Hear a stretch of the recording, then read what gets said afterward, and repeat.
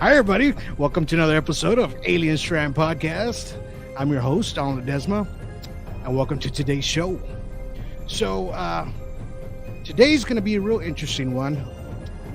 So, we have a special guest today. His name's Terry Linch. He was on our documentary called The Middle. He's the one that we followed with Ledge Productions the whole way. And we just try to get as many people involved in this film as possible because we just thought that it was really, really important that, we should get this information out to folks. It's just one of those things that what I talked about before is that, we needed to get the UFOs that he was catching out there was just amazing. And it was amazing to see when he presented the information to me. And, and I just, there's just so much there in Oregon that we had to go out there and film. So I wanted to bring him on the show today because, he's very informative and he has a lot of information on UFOs and UAPs and, how they work, and we're going to show some footage tonight on some UFOs and we're going to analyze them just a little bit for you guys. So that way you guys can understand, what we're trying to accomplish here as ufologists, right? Because we are ufologists, like Mr. Terry Linch himself. So what I'm going to do now is I'm going to go ahead and bring him on to the show now, because I think you guys need to get to know him. All right. So here we go. There he is. Hey guys, how's it going? That's Mr. Terry Linch there. So, we went out there and we followed you, through the making of the documentary, The Middle. We tried to do, the thing is, I'm lost for words. The only reason because, when you sent me all that footage and all the information you had, I thought it was an incredible story, and I knew that we had to go follow you on that quest that you were looking for, right? So, kind of tell us a little bit about yourself so people know out there about Mr. Terry Linch and what he's about. All right. I live in LaPine, Oregon. We have some of the most incredible things up in the sky, and I had to go out and I had to go try and film as much of it as I possibly could. A lot of the places around here have made sure that I had the equipment that I need to they facilitated me. I would buy things at a discount. This is how I bought all my equipment. Anybody can do this. You can go, I got almost all I've got a Nikon over on this side that I bought at a thrift store in the Sun River area. Turns out it's a really nice Nikon P500. It shoots video and slow motion and all kinds of fun stuff. Got it for $65 in a thrift store. Wow. You can pick up the equipment that you need if you look for it, and then you can go out and do this stuff yourself. The area that I'm in, I work at a local lumber yard. Currently out on an injury. Right. That's okay. We're going to get better. We're going to get back to work for them. They're a good company to work for. Right on. The areas that we end up going to the top of every one of the buttes that are around here. I live in an area where all around me you see nothing but volcanoes, giant mountain peaks. Every one of the mountain peaks here are volcanoes in the Cascades. Right. So we have kind of an area that's not only you see these things in the sky, but you see bears and you see cougars and you get to experience eagles and things like that, and some of the most pristine lakes. You and I were beside Devil's Lake right there on the Wendigo Trail. Right. That's my favorite place to go fishing in the whole world. Is that spot? That's a beautiful area. You can actually see the fish swim from the other side of the lake. Nice. It's such a beautiful place. I actually caught that when you were kind of at awe when we were walking through that area. You were trying to figure out what to film first. Right on. I thought that was wonderful. Yeah, when you were in that spot, man, you knew that you had found a place that was not only ancient but I kind of let you know that you were about to be on this really cool pathway, you know. Right. The Wendigo Trail. It's the Wendigo, and Right. I think it's kind of neat that you were able to get your drone out and your cameras out. And some of the things you showed me, I'd never seen, man. I can't believe the things you showed me up there. I need to get some of that kind of equipment right there. I'm telling you right now. Oh yeah, that's a good thing to have, the drone, especially up there in those mountains. You know, you're what, 8,000 feet above sea level. You know, on some of those mountaintops. You know, and where we caught some of that footage. Of course, it wasn't as high, but you know, you were able to see on top of those peaks where you weren't able to actually walk up there, right? So when we took the drone and started shooting the documentary, the footage that we needed, and plus your interviews and those special places. Now, tell me, like, did you start catching UFOs right away when you started pointing your cameras in those directions, or just kind of fell into it by accident? For me, what happened was I had seen something. I had what's called the CE3. I'm not going to get too far into detail about that right now. However, what I did manage to get when this thing happened is now, you know, once you see it, you can't unsee it, right? Right. You see something, and then all of a sudden, for a moment there, it's not making sense. And then when it does make sense, you're thinking to yourself, am I crazy? Did I just see that for real? And when it's that close to you, you're trying to figure out, in your mind, did I just really see what I saw? Now, in my case, I was able to look over to my side, and my stepson was sitting right beside me, and he was looking at me going, "Oh my God, I can't believe that's in front of us." You know, that kind of thing. Our jaws are dropped when we see what we see. What I do know is that once you've seen that, you start to look up more. Once you start to look up more, the more you look up, the more you're going to see. Okay. Right. A lot of people will sit there with their heads down into their phone, and they're not looking up anymore. They don't look at the ground. They don't look up. They don't look at the guy behind them with the knife. They don't look at any of that stuff. Right. I seen a video of a guy in a New York subway, and he's pointing a gun at everybody, and they're all looking at their phones. Not one person looked at him. Wow. I think he actually shot somebody. I think he actually shot somebody finally. And this was the subway video from a couple of years back. I know everybody remembers that one. Wow. Yeah. Everybody's always looking down. They're not looking up. They got their heads in their phones now. Right. They're afraid to pick up a book. You should pick up a book. You learn things in these things. That's Mr. right. Ken Wells Jr. wrote this one. Ken Wells. we both have an autographed copy from that man of different books. That's right. So let's talk about this. Let's talk about the middle here. So we're right now we're on YouTube, and you know we're trying to get at least 1,000 subscribers, right? We need at least 1,000 subscribers so we can put this documentary on YouTube, because we need that many subscribers in order to get it on there.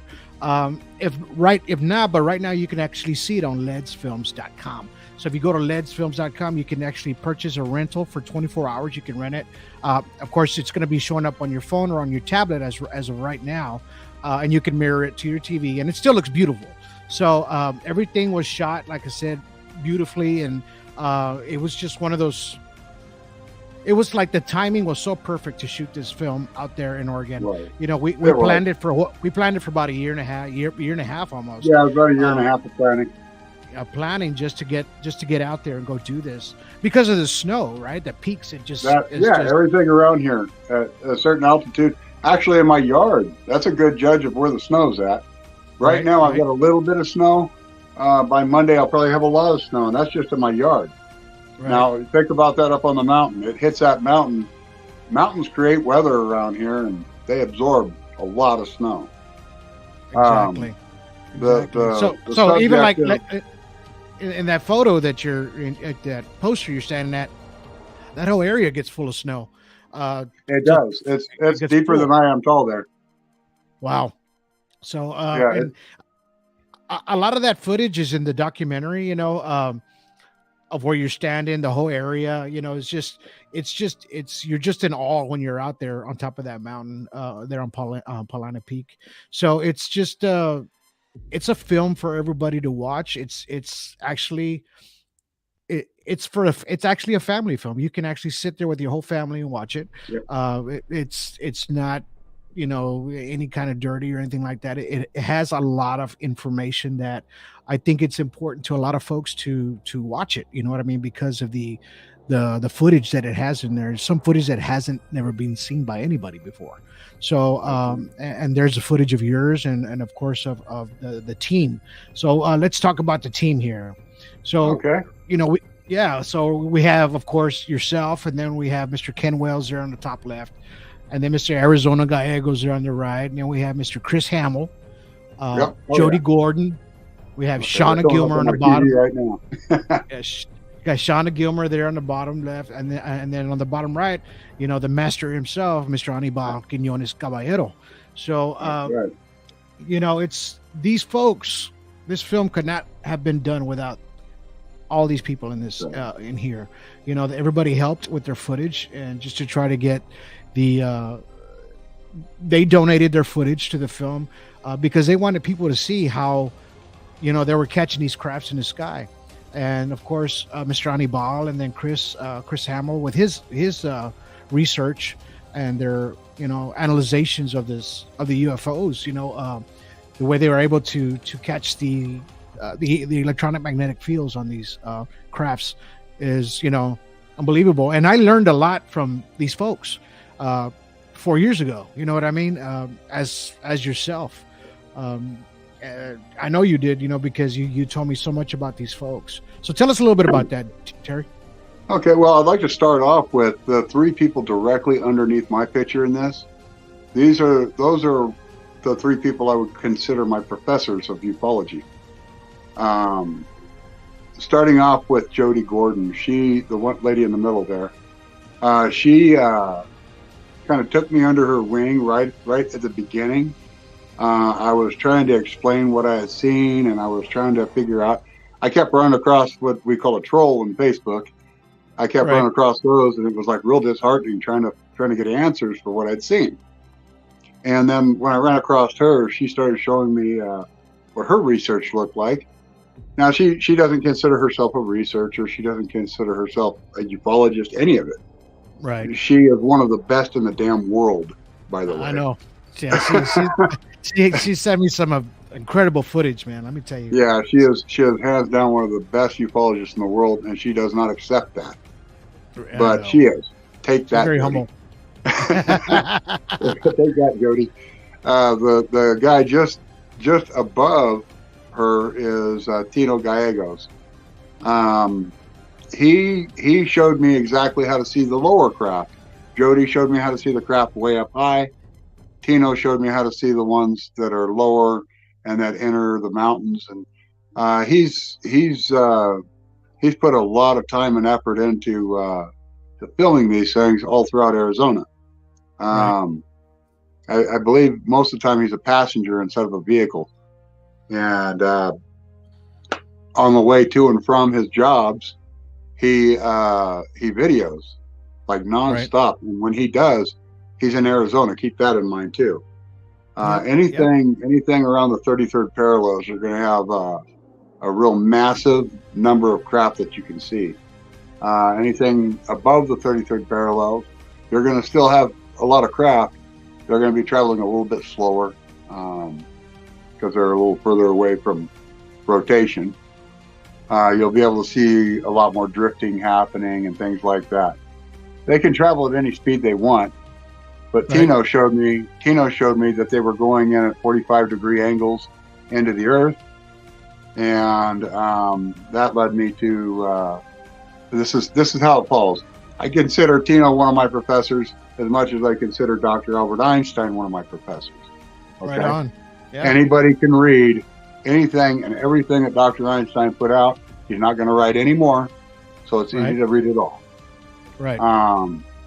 In this case, what Tino Gallegos was showing me was the craft using what's called the Rosen Bridge, and the Rosen Bridge is think of space overlapping, and there being a hole here and a hole here. What they're doing is they're opening up a portal, and Dr. Nathaniel Rosen and Dr. Albert Einstein came up with this idea of wormholes, and they called it the Rosen Bridge. What happens is they use the exact amount of mass or energy that they need. They've got their mass and whatever their superconductive craft is, and they're just punching right through. I think they're just doing it with speed. Okay. Right. I'd have to be on the craft with them to know exactly what they're doing.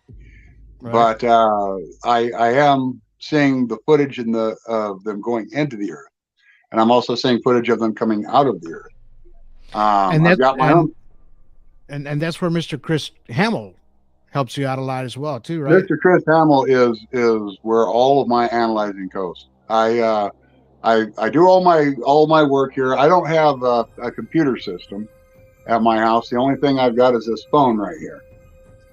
So I don't even have a laptop. I don't have anything like that. What I do have is I have some really nice cameras, and I know how to use them. I know how to send my footage to Australia to Chris Hamill. Nice. And Chris Hamill, that guy finds anything that's moving in the sky around me. Right. Now, the gentleman on the bottom, Annabelle, he's the guy I would actually call my professor. This guy, he taught me how to analyze this stuff. I know how to use things on my phone for different type of analyzing. I know what to look for in anyone else's work because of Annabelle. As a matter of fact, just about everybody on that board right there. Yeah. Everybody on that board right there has learned from Annabelle. Yep. He's the doctor of this stuff. I'm telling you right now. Yep. If there was ever somebody named a doctor in ufology, it'd be Annabelle. Well, he'll be on our next. He's going to be on our next documentary. That's for sure. So as far as an interview, and we're going to get him on the next one. Then we have Mrs. Shauna Gilmer here on the bottom left. You know, she's real interesting. She sees these things on a nightly basis. They go over her home, they hover over her home, they hover in her home. She ends up with all kinds of supernatural stuff that takes place around her. It's kind of it's kind of weird. I mean, she can actually feel when the magnetic flux tubes are going over. She can feel skin burning on the inside. You know, like microwaves hit her or something. Yeah. She feels this stuff and she sees this stuff. She goes out and she films it the second it starts. It's kind of like she feels it in her skin. She goes outside and she starts videoing the sky and she starts getting crap everywhere. Yep. I saw her last podcast that she did, and she talks about that, how it burns her from the inside out. As far as it's like a microwave. It's like a microwave. Yeah, that's what she was talking about. Now let's talk about. Here you go, right here. Mr. Ken Wells Jr. here. Oh yeah, that guy right there. He knows just about everything you need to know about ancient cultures and languages in this country, and he's really good. He's actually anywhere in the world for that matter. He understands the things that most of us don't when you see the writing on the wall. Do you know what I'm saying? There's a few people out there like I'll throw a shout out for this one. There's a guy named Jeff Woolwine down in Arizona. Yep. He really knows his way around the petroglyphs. The guy has shown some of the most amazing things in the sky. Him and his wife are kind of a team together. Real glad to say that they're friends. They're good people. They're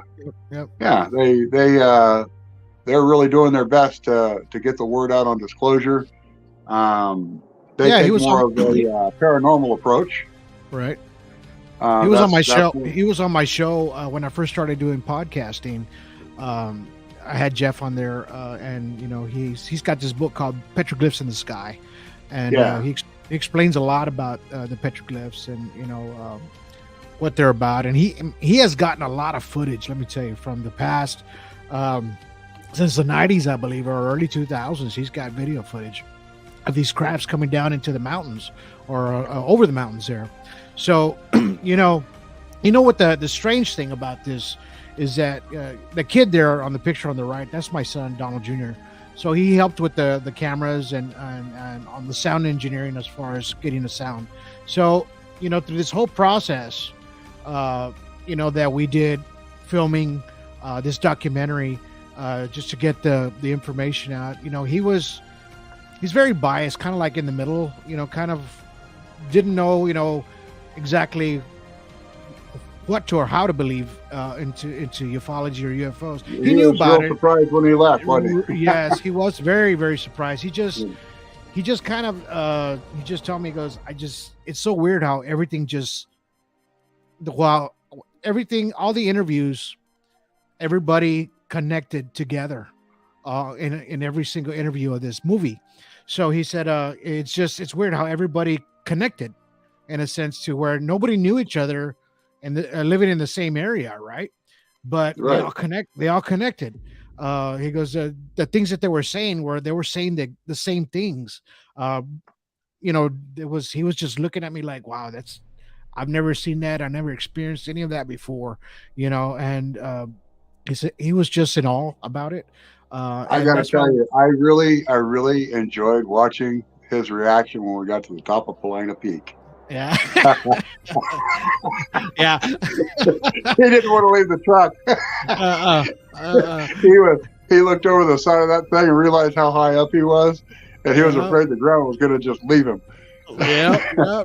Oh, believe me, I wasn't used to those kind of heights either, but you know, I was like, oh, you were real brave. I watched you getting over it, man. That was so much fun watching you especially when we got out and you started looking down the side, and then you would start walking towards the edge. You were trying to freaking grab us.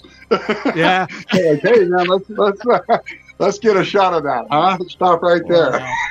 You know, and that's good. You know, I was always holding the camera right there. You know, just trying to get the shot. You know, I wanted the shot. You know, because the direction that I was trying to point this at is you know, I had the whole idea in my head just to put this all together and get it into a good story. You know what I mean? So, and that was the hard part, man. That was the hard part of putting it all together. So, you know, I wanted everybody to Ken Wills Jr., by the way. Oh yeah, this guy right here. Here's mine right here. There you go. Here's mine. Ken Wills Jr. You know what? That guy, he is a very humble person. You know, he's down to earth, beautiful person, you know, inside and out. You know, he treated us like mi casa es su casa, you know what I mean? So did you, you know, and everybody on this film was so humble. You know, it was amazing how everybody was just like, you know, forthcoming, and they're like just, you know, buying us lunches and dinners, and you know, so we can get this. I'm really looking forward to our next project together. You know, we got so much more to cover up here. Me too. We'll go more in depth on the Wendigo Trail up there and what more there is. We'll check out some of the spots that are there. There's balancing rocks. There's canyons. There's all kinds of more glyphs and everything on the way through this. There's painted hills and things that you need to see out there too. That location is off the John Day River area and in the John Day Basin, and that's also where we've been having a lot of right here in Oregon. You can actually look all this up. It's on our local newses everywhere. Where we've been having cattle mutilations that are taking place just a few hundred miles from my place. We're also having cattle mutilation take place south of us, pretty much in a straight line south of that location, but it's more into the Christmas Valley area and out past that way. So I'm going to try and get me and my team, Jonathan Mitchell and his son Mason. Yep. Mason, and we're gonna get out there and we're gonna try and get some footage of the areas. I've got friends off in the John Day area that are checking with some of the ranchers down there to see if we can get some stories from them. Right on. So we're trying to get that kind of permission and approval still. Um, Well, we'll be there next year for sure. I mean, oh, for sure. absolutely, Yeah, we'll absolutely. be And I want for to try sure. and find uh, some really good locations that if we go out there with your cameras and your drone, that Right on. possibly we'll get some of these craft going in the sides of these canyons. I've got a Terry, I got to be honest with you. I got over 10 to 12 hours of footage altogether. You know what I mean? That's with all the interviews, everything out there. I have not yet been able to stop and look to see if I catch any craft in any of those, like when we're filming. So yeah. I guarantee you there's going to be something in there. Oh yeah, there is, especially from the top of that mountain that you were on. Yeah. If you aim towards that sky even for a minute, you had something. That's a fact. That place that we were located, it was it's called the Cascadia Guides.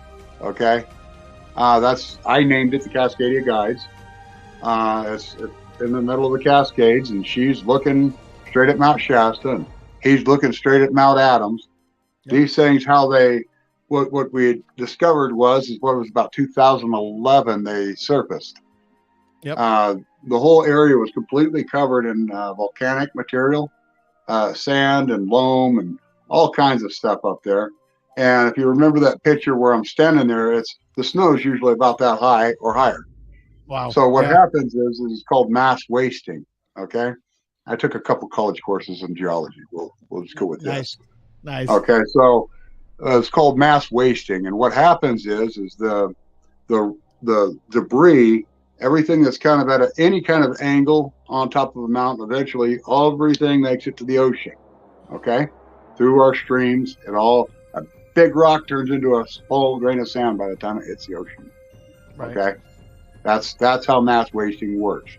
What's happened here is the snow and the ice compacts on it like a glacier, of course, and it grabs onto little particles. As it melts off, it takes them. And then did this over time and over time and over time. And before you know it, you've got this thing sticking out just like a sore thumb. And we're going to end up with a lot more of these things. The more rain and the more cold winters and heavy snows that we have around these parts, you're going to start seeing more of these things appear. And if you think about it and you see something like this, think about aiming. You're looking at this big thing. That's your big distraction. That's making you look down. Look up. It's something that they're using as a guide. They're using it as a stop sign, street sign, whatever you want to call it. I have video proof. It's in the documentary. I have proof that they know that exists and that it belongs to them. Right. That was one of the biggest things that we put into that documentary. And that's what it's about. Yeah, that they know that that's there and it's theirs, not ours. It's theirs. Right. So exactly. You'll when you get to see the documentary, you'll see exactly what we're talking about. These things are ancient, and while we were up there, it turns out we made another discovery about this in particular geoglyph. Right. There was other things there we didn't know was there, but we were able to take my team and us. We were able to get measurements on the whole thing and document it. I'm glad I was there, though. I'm glad I was there. I'm glad I was there with the camera. Perfect. That was perfect. Because I was able to catch your reaction to seeing that you had never seen before. Yeah, so, it really caught me off guard, man. When I saw that, I was almost dumbfounded. I mean, it shocked me. I thought I'd seen everything that was up there. I had been looking at every bit of satellite footage, and I never paid that close attention to it.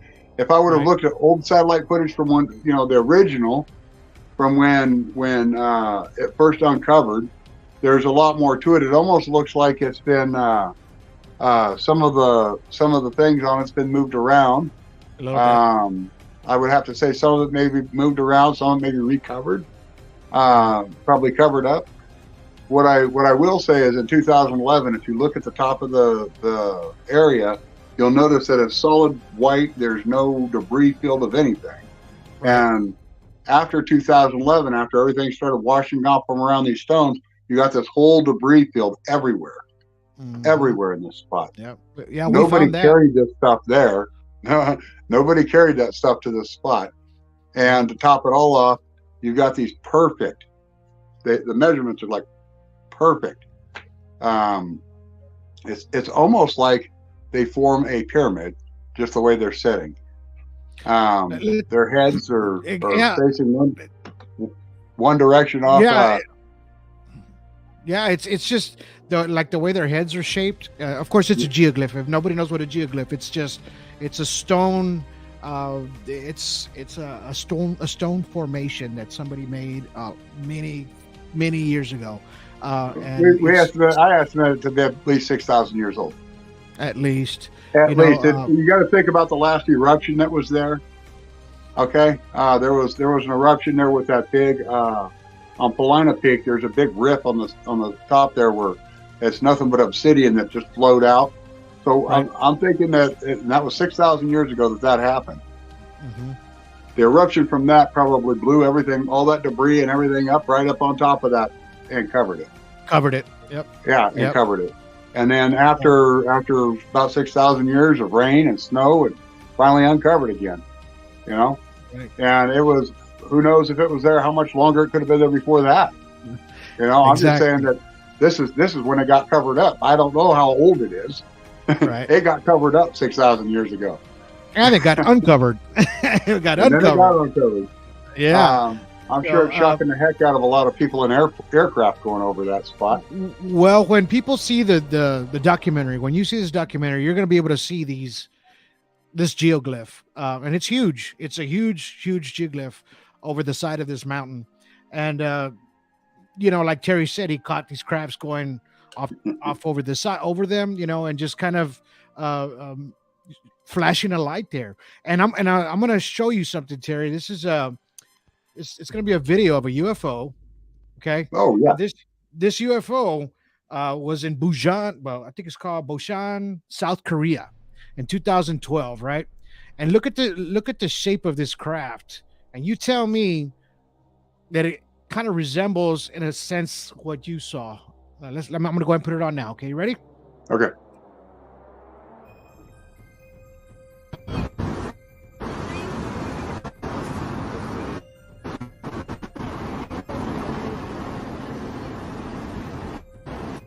Yeah, that's the Tic Tac craft right there. Yeah, I've got footage of one just like this. Flying right over the top of Paulina Peak. I've got it's that I put one of these into the documentary, I think. Yeah. Here's a slow motion.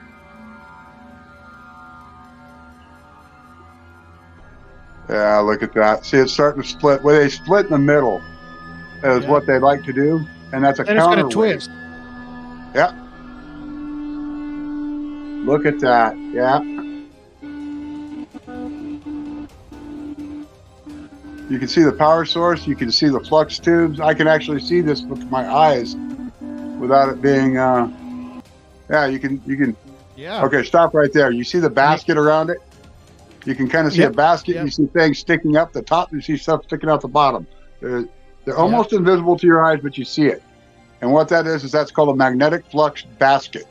Okay, and those tubes are going up the ionosphere and down to the Earth, which is mostly made of magnetite. Thank you for the geology course, Dad.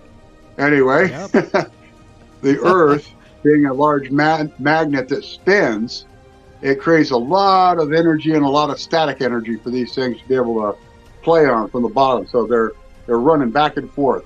We understand this because you could take like a balloon, rub it on your head, you take some nylon or something, you can throw it out there, and it'll hover over it because of the static. Okay, the static. You created quantum levitation just by using your hair in a balloon and a pipe. But you take this right here. What you're seeing here is you've got, first off, you see it tilted, and when you see a craft tilt like that, that means the way it's tilting is it's falling into its own pathway. Okay. Right. When a craft is like this, it's you can always tell what direction of motion by the direction of tilt. That angle allows the craft to use whatever weight it might have. Keep in mind when you're in this basket, mass is removed. However, But when you put like the tip of it out, it'll start to kind of fall out of that. So the very tip of that craft would not be inside of a magnetic flux tube basket. It would be acting as a weight, pulling it into its own pathway. Now, you also take those magnetic flux tubes and you run a tone down them like D1 sharp, and now you've got yourself a propulsion system. And what it does is the sound, if you slow down the interval of D1 sharp, it sounds like a, and then as you turn it up, it goes into a higher pitch. What happens is when you turn up that, when you turn up the intervals off D1 sharp running down the magnetic flux tubes, it'll speed the craft up like as fast as, my speed that I caught them so far was 22 miles a second.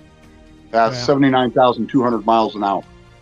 Now keep in mind, whenever anything enters into our atmosphere, it comes in at about 17,000 miles an hour. Like space shuttles, satellites falling into the ocean, big rocks hurling towards the Yucatan. Yeah. A big one. That might be a bad example. That one killed a lot of stuff. Anyway, these craft, what they do is they can move on those intervals of sound, running up and down those flux tubes, and they can release the bottom one.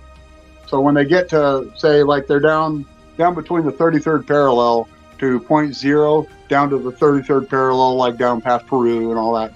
Anyway, in those locations, if they pick up to a certain altitude, this is the mind blower, guys. If they get to a certain altitude, what they do is they release the bottom magnetic flux tube. Okay? The Earth is spinning at 733 miles an hour. And they're gone at 733 miles an hour. It doesn't matter. It doesn't really matter how big something is. If it's moving at 733 miles an hour and you blink, it's going to go past you.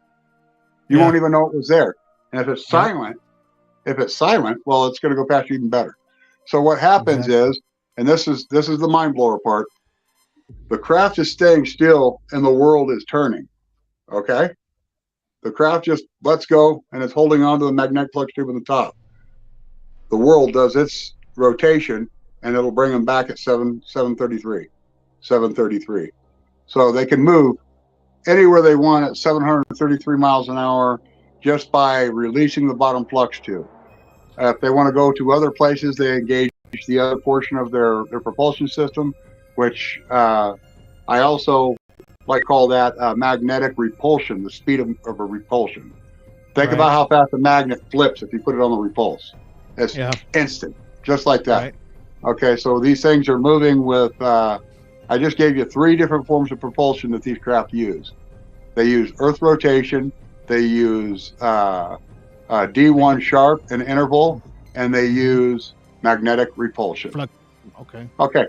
We use all the same stuff. We have trains that lift up and bullet trains that lift up on a magnetic track, and they aren't going as fast as these things. But we're learning these things as we're moving along, and science is starting to catch on to it. And I'm not talking about the science where the government is. They already know all this stuff. They probably already got the same equipment. Okay, they can't keep looking at it and say we can't build it. If me, I'm a citizen ufologist, a citizen scientist, and if I'm coming up with this stuff, you know that with all their funding and all their education, they've come up with it too. Oh, of course, a long time ago. Oh yeah, absolutely. We've got all kinds of crap that are up there now that I couldn't tell you what country they even belong to at this point. There's all kinds of stuff up there.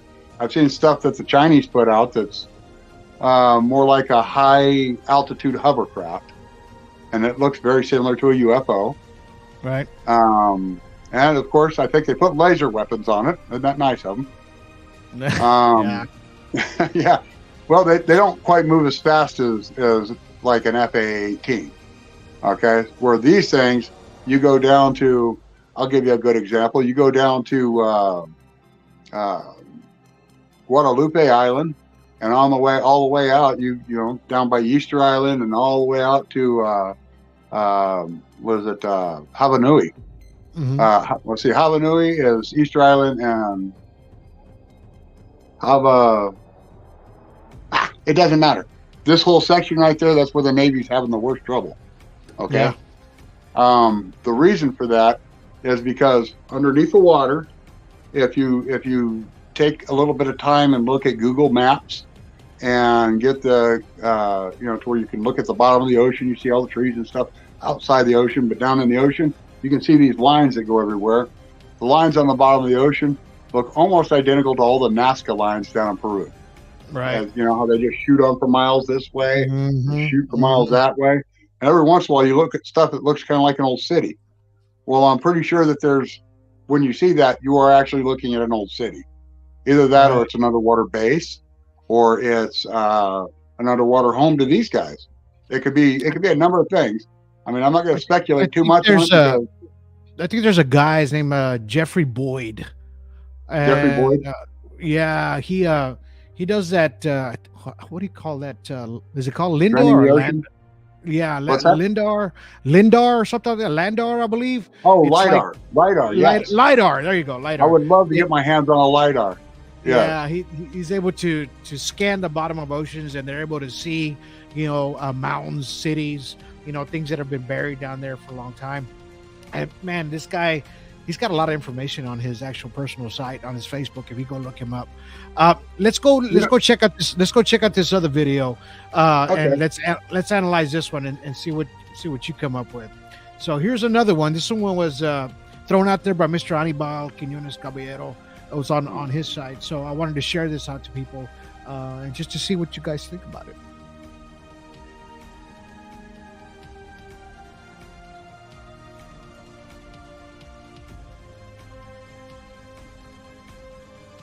All right, that's a classic UFO right there. Yep. There's no sound, but they're on the video. But there's you can see the power source right there lit up. There's stop footage of what you're seeing right on the side. Yeah. And this one almost looks like a top hat. Sort of. It kind of does. Do you see underneath it? It's got it looks like 3, maybe 4 amplifiers on the bottom of it. Right, that right there with support. Right there. Yeah. Yeah, it does. It looks a lot like a top hat. Yep. You see you can see it underneath the bottom. And you see the power support up in the top there where it's all hot in the middle. Mm-hmm. Yeah, look at that. That's okay. So it's got a bunch of on the bottom. It's got the amplifiers that are on the bottom to project the D1 sharp to the ground, as well as the magnetic repulse. That's basically what you're getting here. If we were to put a filter on that thing, you would see it's the magnetic basket around it right there. Hold. Yeah. There was a magnetic basket. You could clearly see it as it was going around the craft. It almost has like that shape of where it has those little round balls underneath. Yes, those are the amplifiers.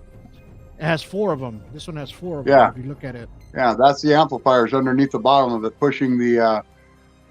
Dr. Bob Lazar calls those an amplifier for element 1. What's that? 115. 115. Yep. Ununtanium. Yeah, ununtanium. Or the Russians made one called Moscovium. But they didn't have they didn't have it quite right. Wow, look at that craft. Is that going into the earth or is it going past that hill? It's going past the hill. It's going over the mountain. It's going past the hill to the other side. Okay. Yep. So anyway, the Russians didn't have the isotopes correct. The Russians didn't have the isotopes correct on Moscovium, and what happens is ununtanium versus Moscovium. Okay, ununtanium, if you bombard it with radiation, it starts to create its own gravitational field and it starts to levitate and it does its thing. and it has a quite longer lifespan. Where if you take the Russians' version of Moscovium 115, what happens is once you bombard it, it does the exact same thing, but the isotopes aren't correct, and it dissipates instantly.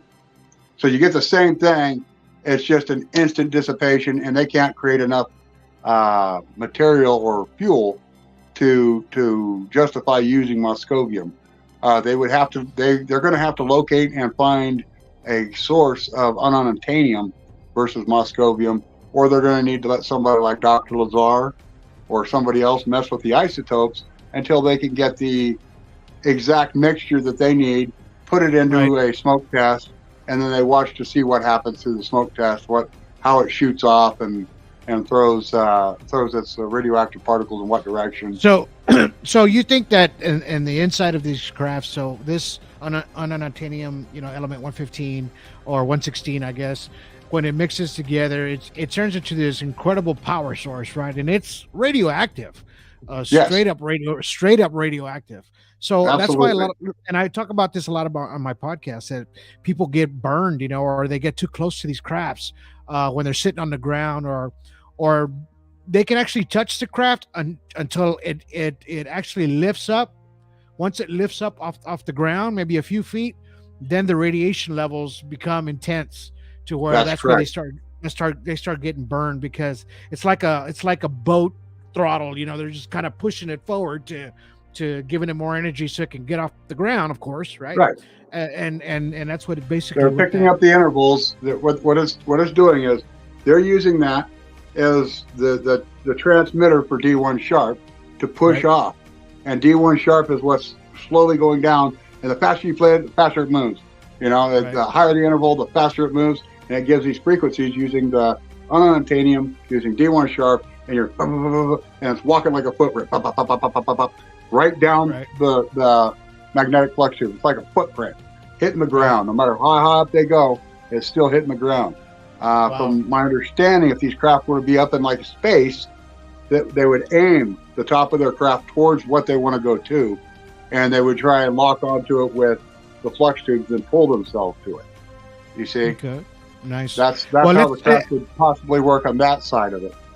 Let's talk about that energy field that's in the center. So we're going to watch one last video before we close out, and that way, I'm going to show you this video. You've seen it before. A lot of folks have seen it before as well, and it's maybe about 7 years old by now, but I believe it was in Indonesia, something like that.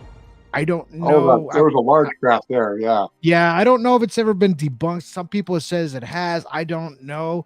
But just the way this thing is moving and the people are sounding in the background, it looks real to me. I don't know. If you listen close to the dialect, you can, and the people in the background, you can tell.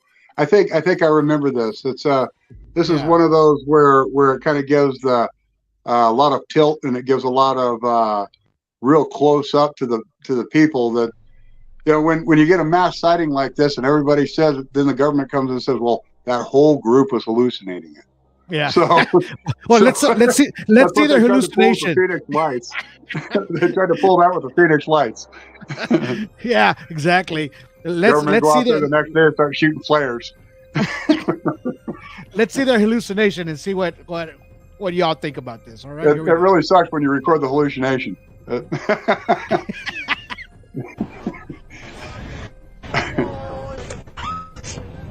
it is.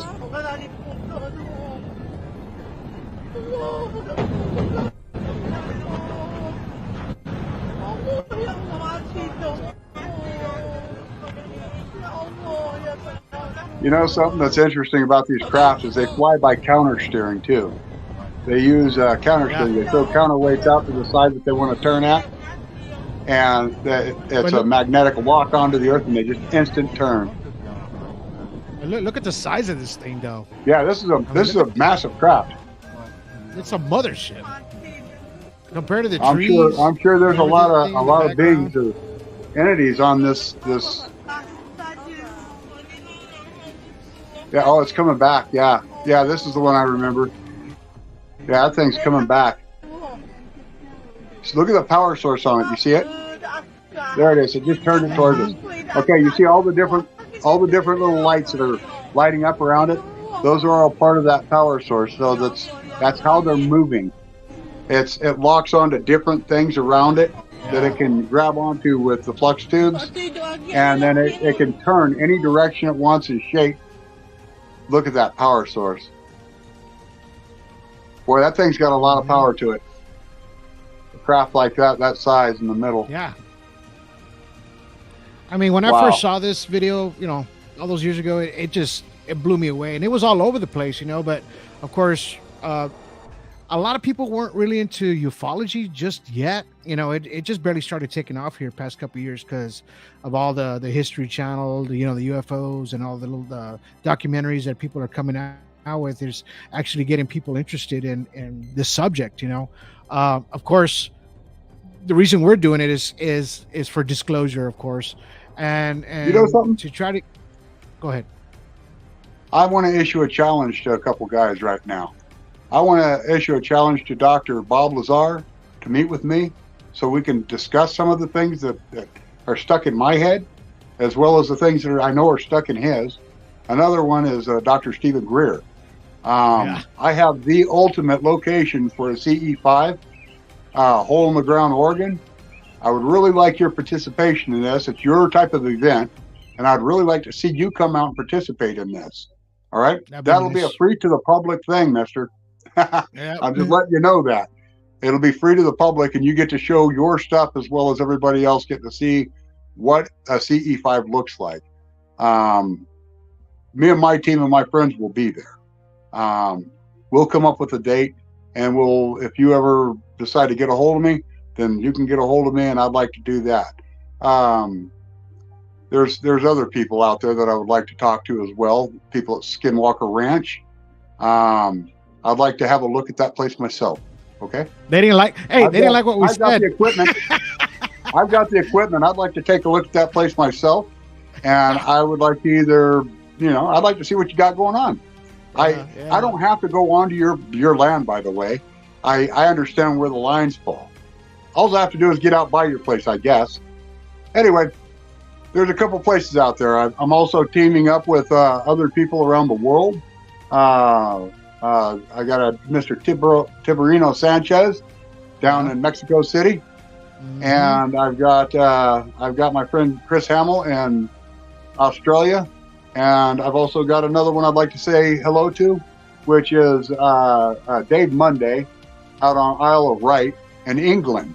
That man, he's a eyewitness to a craft. Him and a whole bunch of people on a train.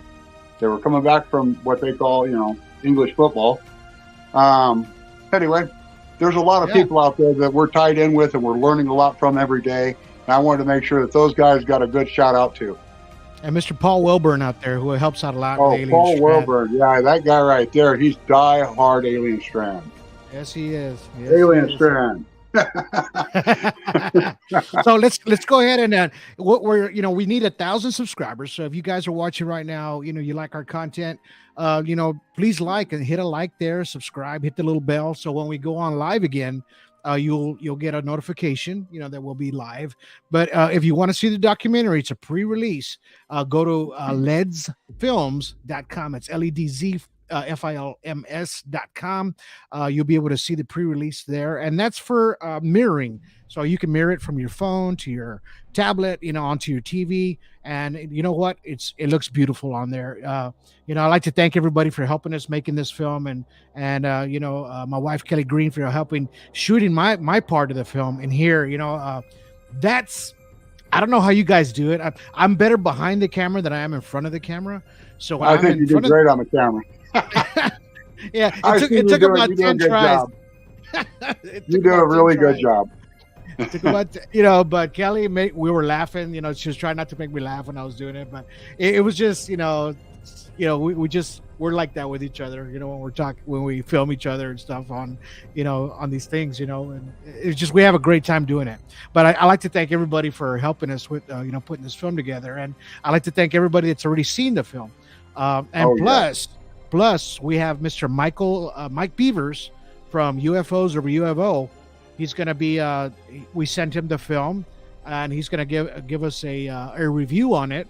He's writing about it, and it's going to be on his YouTube channel. So we'll put a link on for his YouTube channel on this actual podcast today on YouTube, so that way you guys can go check him out as well. But Mr. Terry Linch, thank you, brother, for being on the show today. And giving welcome. everybody a lot of information on everything that you know about UFOs and propulsion, how it works, because a lot of people have these questions, and they want to know exactly how these things work at times. And you know what, some crafts may be different than others, and it might work in a different way. Some are pure energy. Yeah, exactly. So and that's up to us or people out there that have their boots on the ground like you do every day, trying to catch these UFOs in the sky. I'm always scanning the skies myself, keeping my camera ready. I caught one 2 years ago. It was a really nice one, and I had it analyzed by Anibal and Jody, and so, and I've seen a lot of them, myself. So it's one of those things that by me getting my boots on the ground, it means by interviewing people, getting the knowledge of what they experienced, and that's what this film is about those people as well as yourself, so they can understand exactly what you saw and what you experienced, and it shows it on film. But Terry, thank you for being on the show today. Really appreciate you, out there in Lapine, Oregon, right? That's right. Lapine, Oregon, sir. USA. Right on.